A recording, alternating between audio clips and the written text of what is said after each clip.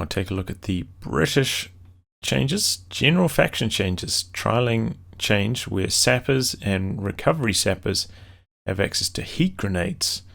Same as the boys anti-tank hunter sections. Nice, so Sappers now have AT grenades, which is, I think, well, this is, everybody's wanted, oh, not everybody, most people have wanted a snare on Brits, which is why the boys tank hunter sections were so popular. So now they'll be on engineers, so, you know, this could be like a pretty powerful combo, like double Piets plus AT grenades on like a reasonably cheap to reinforce squad. And you actually have now a reason for your engineers to be kind of on the front lines, because they can be there for the snares rather than just kind of leaving them right at the back, just waiting for repairs most of the match. Seems to be how they're used currently. So yeah, it'll be interesting to see how that goes. British artillery, the Sexton. I guess this is Royal Artillery. Commander getting changed. Changes intended to give similar performance to USF Priest with some different characteristics. So changing the AoE mid and far, so much bigger mid and far AoE, doubling them. So it's going to be a lot more white potential.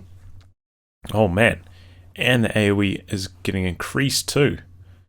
So the near AoE is getting reduced, so that will maybe slightly reduce that, like, you know, the squads in the middle, they're taking the most damage, get reduced, but same with this.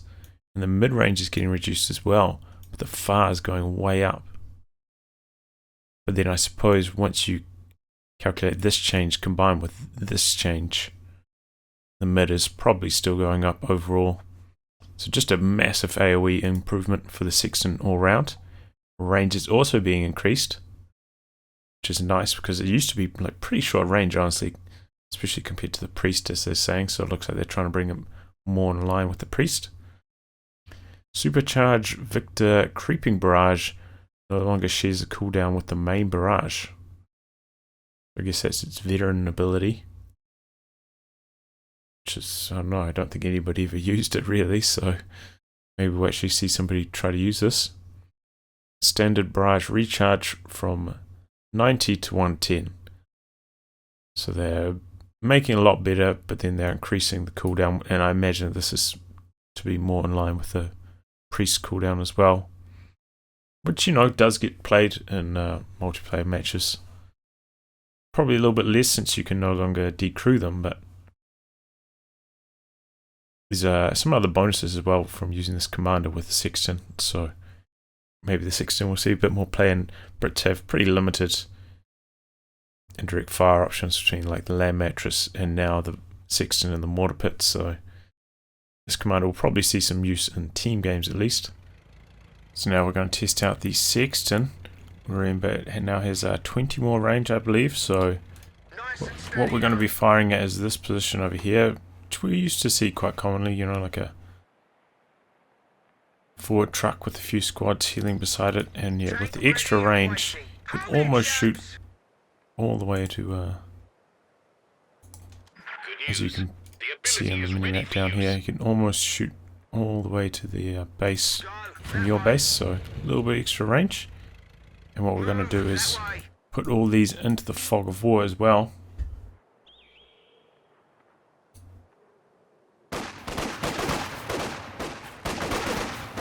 That way, that way we'll get the max scatter basically, which is, I think, like a scenario that's probably more realistic to how most people use howitzers to try and bombard some kind of fortified position. So here we go, close to max range into the fog of war. Let's see how it gets on. Long range bombardment on the way. Nasty surprise for someone. So we've got about 3 squads distributed. Straight away, pretty much direct hit, half health to a squad.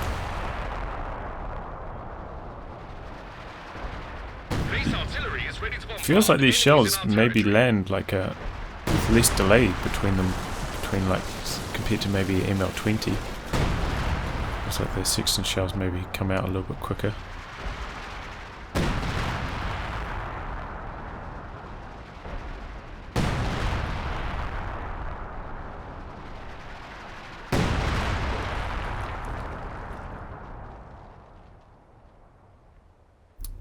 So the shells will scatter quite widely. I think that's pretty within range for how it's shooting at this kind of range, so nothing too unexpected there.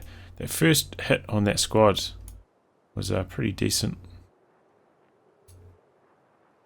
Got them to about half health. I think it was the shell that landed over here. So it wasn't even a direct hit, did a decent chunk of damage to them. So now we're going to test out the Valentine ability, Concentrate Sexton Barrage. Tell you what we'll do. First we will use the barrage on this, so it's on cooldown. This does not share a cooldown with the Sexton Barrage. So this ability only available once you have a Sexton on the field. I'm going to shoot at the exact same position from earlier. Let's get to it then. Okay, so the cast range on that looks quite short, maybe about 40 range. So you're going to have to get up close to do it. But 35 munitions for this ability.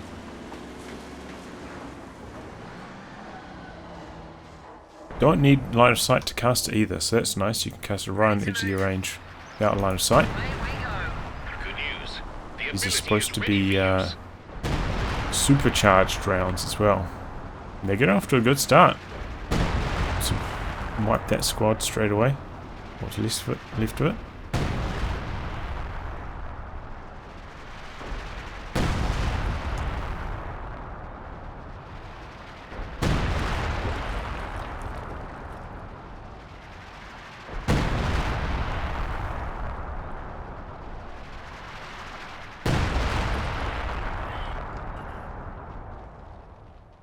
Interesting to see. So I mean, it seems pretty similar to a regular Sexton Barrage, honestly. But I mean, 35 munitions, that's not too bad, honestly. And combine this with the observation mode, it's probably a pretty decent addition to your army, and especially if you plan on getting Sexton, probably worth getting Valentine for the sight and for the being able to double up the barrage, since the barrage and the Concentrated Sexton Barrage don't share a cooldown, at least. Valentine, main gun, going from 80 to 120 damage, so same damage as like the Puma or the AEC. Population from 12 to 8, big population reduction. Command point requirement from 6 to 5, so same as the Puma. Oh no, they're changing the Puma though, right? They're changing it so you have to build it, but maybe it's got a command point requirement as well, I'm not sure. Anyway, where the Puma is currently coming in, now the Valentine will come in, so occupying a similar space. Observation now increases sight by 50%, no longer scans for unit in the fog of war, and does not disable movement. So I imagine this is similar to T70 spotters, where you disable the main gun, but then you get much increased line of sight. You don't see requirements from quite a lot to quite a lot less, so it's going to vet up a lot more quickly now.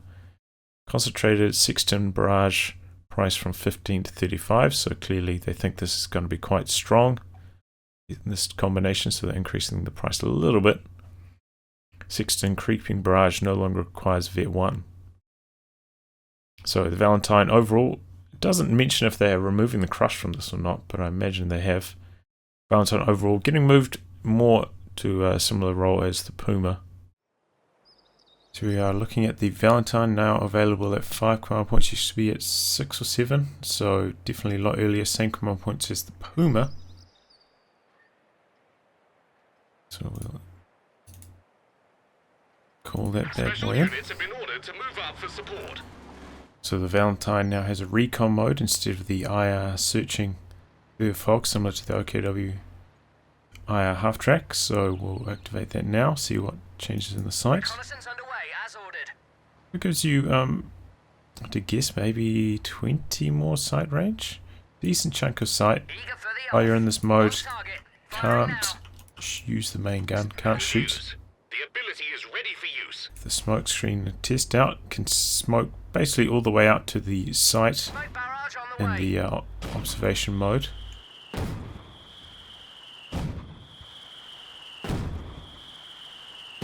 Smoke kind of in a line, covers a pretty decent chunk, pretty good for When you getting need munitions. us, off we go. Of course, remember now it's had the buffed gun. We're on the move to a new spot. Test that out now. Get 2 squads. Awaiting Oh, orders. interesting to note as well, Valentine still has heavy crush. Look, can still run over To new location. these more sturdy wheeled objects, so it means it will still be available to crush infantry, Nice and steady. which is perhaps a little bit of an oversight. Off we go. Carrying on as ordered. So- Shooting. Gets a squad out in the open. Remember, this now has 120 damage over 80. Away we go.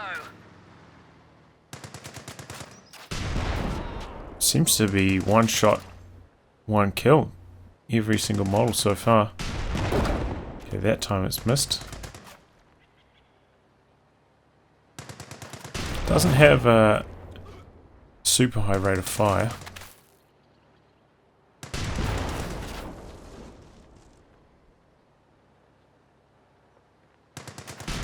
Target smashed to bits. So it's not super lethal, but the gun does seem to be quite accurate now against a squad in light cover, which are a bit more clumped up. Drive. Give me some welly.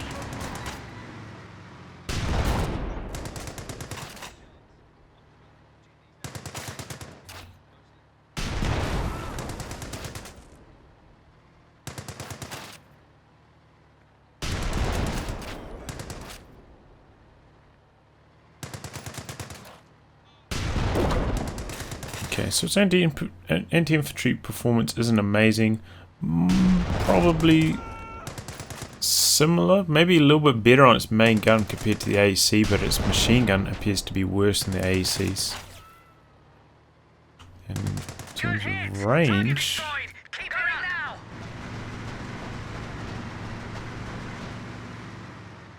if we just get a 34 here, comparison. Push the transmission. Engine warmed up. It looks like it's going to have the standard 40 range, so not 50 range like the Puma. So the Puma will outrange this, but in fact, let's run that test: Puma versus Valentine, head to head. See how they go against each other. Someone's shooting us. So Valentine missed its first shot. At this range, that's no good. So the Puma has a pretty big rate of fire advantage there in terms of reload, and of course main gun crit now. But it seems like the Puma does shoot quite a lot more quickly, so in a straight head-to-head fight I would not want to choose the Valentine, and remember the Puma also has the advantage in range. So this is definitely, it might be able to like help you against a Puma, but it's not going to be able to 1v1 a Puma unless you get really lucky. Perimeter Overwatch now launches an off-map mortar shell every 8 seconds and 25-pound shells every 16 seconds at enemies in friendly sector. This applies on a sector-by-sector basis. I think Perimeter Overwatch was perhaps bugged or something, I'm not sure. So they're changing it up a little bit. So now we're going to test the Perimeter Overwatch, which receives some tweaks, I believe. I actually don't really know how this ability works. So what we're going to do is we're going to use the Valentine to provide some reconnaissance on the middle here, so we can see these units. And we're going to activate the Perimeter Overwatch. But there are also going to be 2 units here hidden in the fog we can't see, so I want to know if shells will land on those squads in the fog, or if you need sight for this to work. And just generally, like this, we're the area that we watch, and we'll see how destructive this ability is. So I just tweaked it so all the units are outside the capture circle, so we can see it for its entire duration. So I've got every territory under control. Oh look, it actually reveals a large area around all the points. Got some mortar shells coming in there. This lasts for 2 minutes as well. Oh, that squad got annihilated pretty quick. Not sure what happened to those ones, but it looks like they were targeted.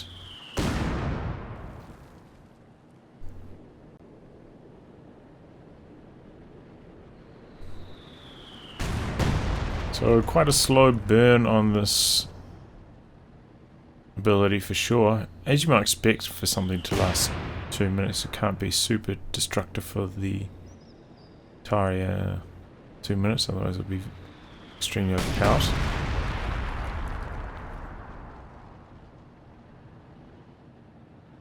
So it certainly seems dangerous against infantry pushing in, not so much against tanks. Like, I suppose a 25-pounder shell could land on a tank and do some damage. But this will only target enemy units in, so if we... So this over to enemy territory. There we got to see if 25-pounder shell land on that sector finally. Did about quarter health. But yeah, now that the enemy owns this territory, no more shells being dropped in that region. Turn off the fog of war. So yeah, not targeting these anymore because they were hidden in the fog.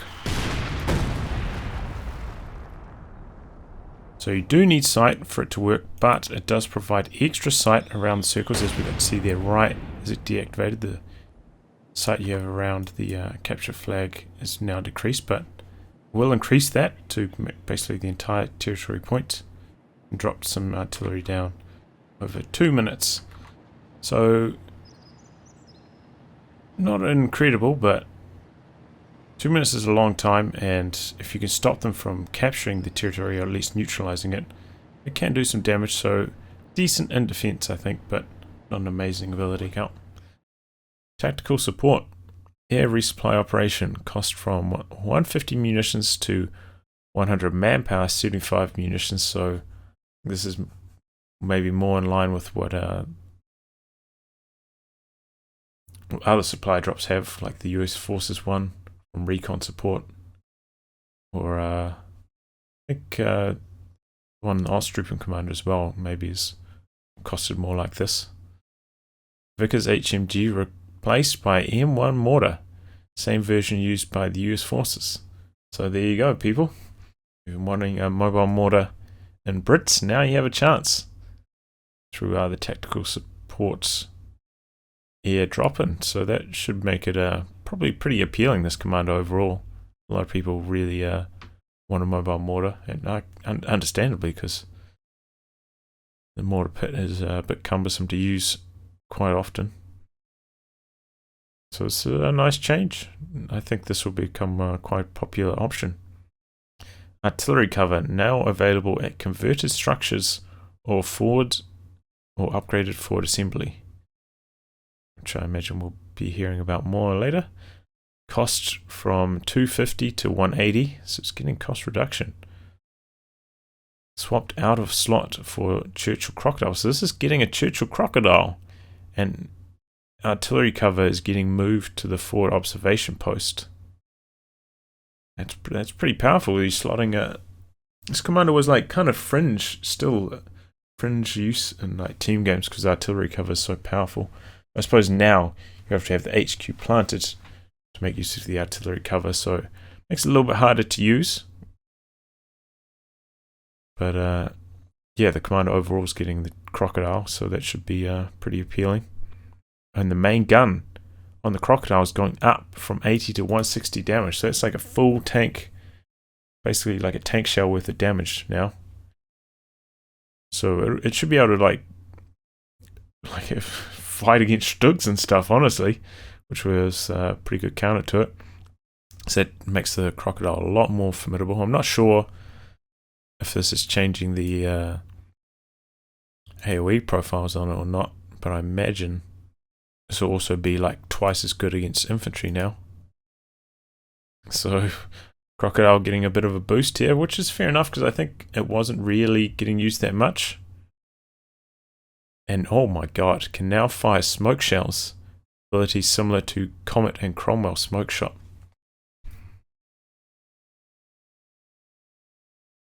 Well, that seems pretty strong as well. Well, I think Crocodile is going to be a lot more appealing with these changes. So we're probably going to see a bit more of that from all three commanders that's in now. So the most important change to the Crocodile is the main gun going up to 160 damage from 80, but we're not going to be able to demonstrate that really that well, but it doesn't really matter. What we can demonstrate is the smoke shell here, 20 munitions, and it's got a pretty good chunk of range. There you go. Get a plume of smoke, so it might be able to help the Churchill escape from some sticky situations, or provide an extra layer of confusion. But either way, combined with the main gun upgrade, this Churchill's looking pretty strong now. Recovery Sapper Squad. Command point requirement from 4 to 1. I mean, nobody was using these. But from 4 to 1. Cost from 450 to 230 manpower, 1 squad instead of 2. I think that's probably a good idea. Can throw smoke grenades for 15 munitions. And repair speed improvement. So they've got a faster repair speed over regular engineers. I don't know, they don't mention whether they can plant mines or not, because normally they can't plant mines, but they do start with sweepers. So it gives you an option between like this and a regular engineer, instead of having to commit to 2. Could be appealing, you know, for the faster repair speeds. Ability to salvage vehicles. You don't get that many resources for salvaging vehicles anymore, but I mean it's still an option. So overall, it's just being made more accessible, which I think is quite nice. So now notice the field recovery group. It's not really a group anymore. It's just one Royal Engineer Recovery Sapper available at 1 CPs. Used to be 4. Engineer teams are being sent to recover the wrecked vehicles marked by flares. Artillery battery firing flares now. So there weren't any wrecked vehicles, so no flares fired out, but we can wreck some vehicles. Demonstration of that.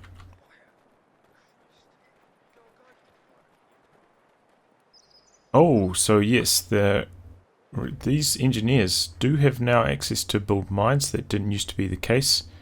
They can build the full range of structures. And they also have the heat grenade, the new grenade being added to Royal Engineers. So these guys, probably you might as well just get them over the regular engineers. Cost only 20 more, but I believe they come with a minesweeper straight away, so it saves you a bit of munitions there. Have access to the smoke as well. We can test that out, and of course remember the heat grenade. And plus, I mean, you can maybe get some recon from any vehicle wrecks that are around the map. Here we are looking at the smoke grenade that they have. So they toss it out. Use a plume of smoke, probably pretty similar to truck troop smoke, looks like. Then we'll use this now that I've put some wrecks on the map. So it looks like you need to target the area where you want the flares to fire. So it's revealed this one and this one that was in the area, but there's also another wreck down here which it didn't reveal. So yeah, you saw the area there. It's a pretty large area that it reveals wrecks over, but it's not the entire map. Forward observation post. Upgrade available to the forward assembly, which grants the forward observation post abilities to the assembly. So this, well, we'll have a look at it in the game, but I think there's like 2 aircraft kind of strikes, and now will be artillery cover as well in there. So it costs 100 manpower, 10 fuel, locks out medical station. Doesn't mention if it locks out the forward retreat point though, does it? Abilities now share a player-wide cooldown. So yeah, you won't be able to get like 4 Brits and just like spam artillery cover 24/7.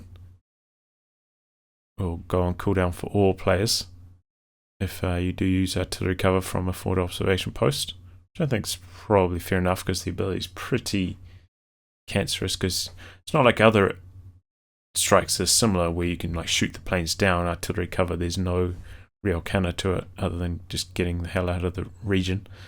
It's probably a good idea that you can't spam it too much. And converted command structure no longer limited to one. So you can plan a couple of these around the map.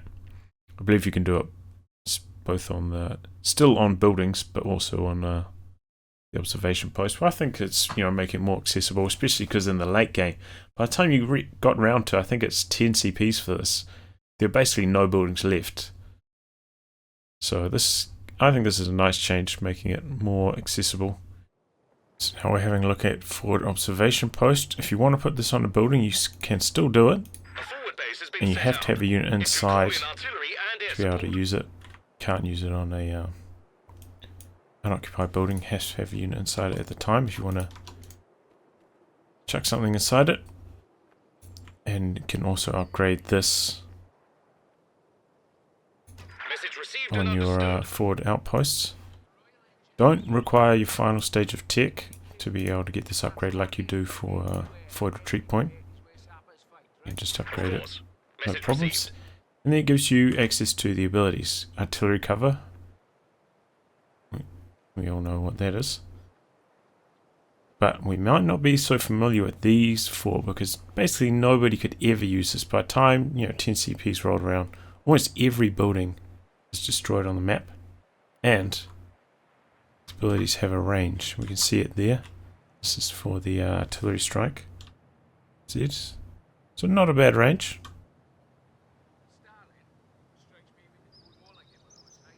So every ability has the exact same range, which you can see on the mini-map there. It's a decent chunk of range. From over here to all the way over here. So you've got a recon plane, artillery strike, smoke, recon plane, and strafing. So let's call in the recon plane. I'll put some enemies here in the middle. Reconnaissance overflight on the way. And we will drop some planes. Tactical Air Force is sending support. Heads down, chaps. Here I come. So it looks like it's going to do a decent chunk of damage. Oh, it looks like this is a loiter as well. Going to fly around for some time. I thought it might just be a single pass, but no, it's a loiter. 60 munitions, so that occupies a whole commander slot in some Aussie commanders. Drop down some artillery now. Might as well put down some smoke while we're at it. Artillery firing on target. Oh, the planes are still going. The planes are still flying around. And that's the artillery strike. Not that impressive for the price, honestly.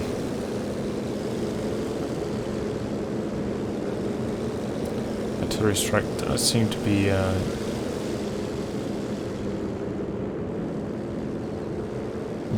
not quite worth the cost. These loiter planes, these are good, man. These are pretty similar to IL-2s, I would say, but for a little bit cheaper. Only one plane, so it could get shot down more easily. Sorry, I've got a eyelash in my eye there. But this seems to be pretty strong. This loiter has been lasting forever. This recon plane has been buzzing around forever. So if you're up against this commander in a multiplayer, you're probably going to need some AA. But yeah, the smoke seems to be fine, and the artillery seems to be a little bit underwhelming, but overall, that is it. And yeah, by having two command posts doesn't give me the option to use them twice. They're on shared cooldown. And it looks like you can also call in some howitzer fire with this. Is this I don't even know that was in the game. Come on, Addy, let's have a bit of work. Put your back into it.